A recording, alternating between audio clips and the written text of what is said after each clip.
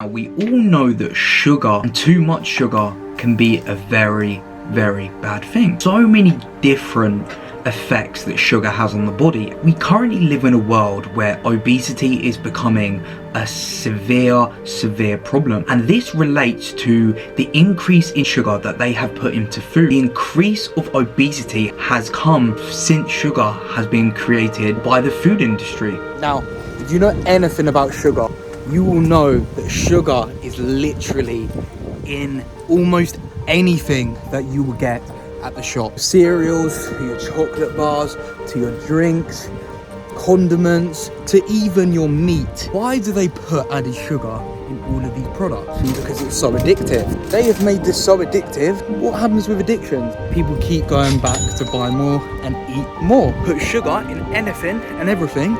People are more likely to eat more and more likely to buy more. I'll be the first to say that I have struggled with sugar addiction massively, which is why I decided to take this challenge on. So, what is the first step of this challenge? And that is clearing out your cupboards for any temptation. We want to set ourselves up for success, not set ourselves up for failure.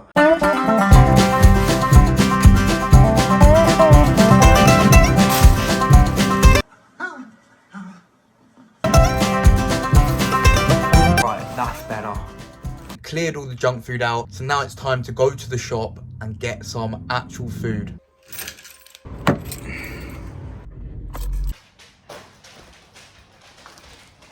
Shopping acquired. I will save you the details, but basically, to avoid sugar, all you can really eat is meat. So yeah.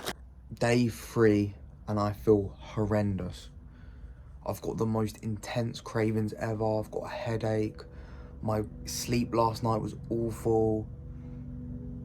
I feel like I'm going through full-on withdrawals. This just shows you how addictive and what sugar actually does to your body, that when you stop, you can actually go through massive withdrawals.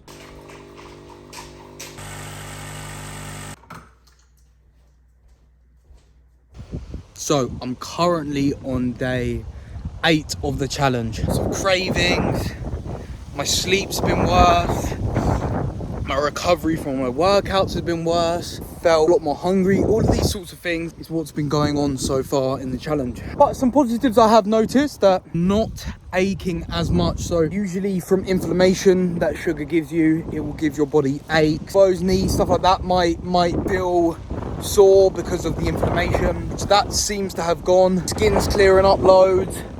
I seem to be dropping a lot of bloating and a lot of weight. Why sugar is so hard to quit? In our society, food has become a celebration, a pleasure we share with our family, our friends, has become a way to connect with other people. When you are eating sugar makes you feel good because it releases the chemical in the brain called dopamine. Dopamine is a feel-good chemical in the brain. When you're eating foods with sugar, we get a sense of reward. Now this makes it very challenging to quit sugar, and this is because we relate sugar with a feel-good feeling. This explains why I am going through all of these up and down emotions. So every day felt much the same. Brain fog, fatigue, tiredness, just not feeling myself in general. Finally, things started to come together. My energy levels are actually through the roof right now. For the first time in ages. The first time I haven't had to nap. It'd be a sign that I am coming off of it and my body's getting used to not needing sugar anymore.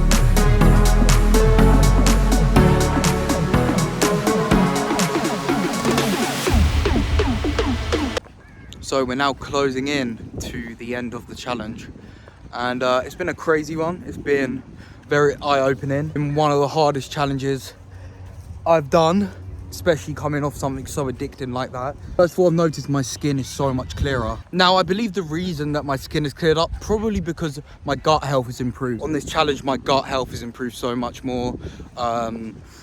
My bloating's gone down, all of these sort of things. So that's probably why my skin is clear. A lot of acne and spots come from people having really bad guts, which a lot of people don't realize. Second positive is my recovery has been amazing. From my workouts, I can push much harder and recover better and faster. Doing these challenges seemed to reverse a lot of symptoms that I was dealing with, like fatigue, tiredness, brain fog, achy bones. All of those symptoms have seemed to be reversed just by removing sugar from my diet. So this shows us that sugar is affecting us more than what we think, and a lot of these symptoms that you could be dealing with, like I did, could just be simply down to the fact that you're eating too much processed garbage. My overview is definitely that we need to limit sugar, because it's been so eye-opening for me, the difference on how I feel when I don't have it and when I do. Yeah, I feel like such an improved version of myself without having it, you know. So I would say we definitely need to limit sugar, but I wouldn't say we need to limit it to the point of we never have sugar ever in our life. You know, I think everyone should limit sugar, but if stuff like weddings, birthdays, Christmas comes up, have a bit of sugar, enjoy it. But apart from that, try and limit it, you know, because clearly it is destroying of the way you feel when you don't have it, as opposed to when you do have it. So that's a big thing, that it must be doing something bad to us for it to give me all those symptoms that I had, you know, all of the fatigue, the tiredness. You know, I feel the best I've ever felt in my life, mentally, physically, and that's all I can really say is I feel the best I've ever felt, and my physique is showing it. The before and after pictures are pretty crazy, so it shows that sugar's definitely having some negative impact on our lives, and I think we need to limit it. And yeah, I hope that you've enjoyed this challenge. Let me know down in the comments any other challenges that you want to see. So please like, subscribe, and I'll catch you in the next one. Peace.